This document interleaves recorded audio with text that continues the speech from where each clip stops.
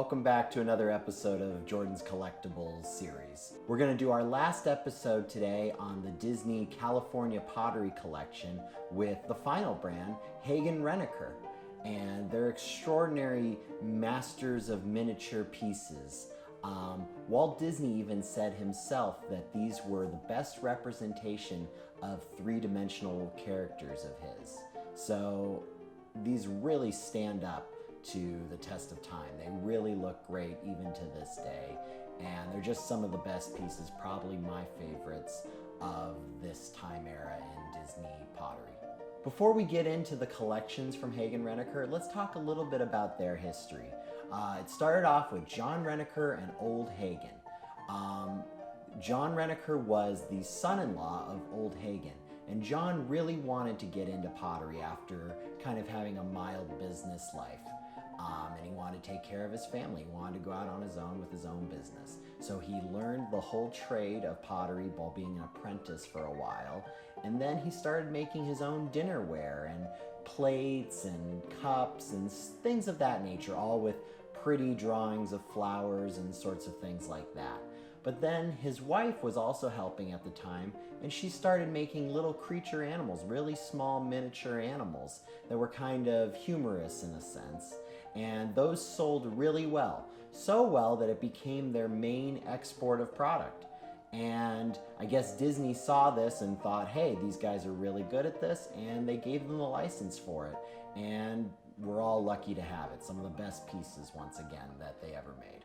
Hagen Renaker had the license to Disney products from 1955 to 1961, and they made a variety of products in that time, and a lot of the repeats from the same brands before. They did Snow White, they did Fantasia, they did Pinocchio, but then they did a lot of the newer brands as well. And let me take you through just some of the few. They did Alice in Wonderland, they did Lady and the Tramp, Peter Pan, and one of my favorites, probably the Sleeping Beauty collection. There's a lot of really good pieces here, and it's some of the only ones that are actually like humans, so they have a really, realistic look to them, and that actually adds to the rarity in these certain characters because a lot of them came on metal stands because they couldn't actually stand on their own, and these ones supposedly, from reading about them, were some of the harder ones to actually keep, and they would break because they'd be so thin. So these are some of the really, really cool pieces. One of my favorites is probably the Maleficent that they did. The detail on this is amazing, and she has her raven on top of her staff, and just beautiful pieces, and they're just not done like this on any of the other sets. And then they have some odd products as well. They still had some cookie jars. They had a Three Little Pigs practical pig cookie jar. It's a one-off, and it was just one of the only things they had of him, which was pretty interesting. And then once again, we're bringing back the potties.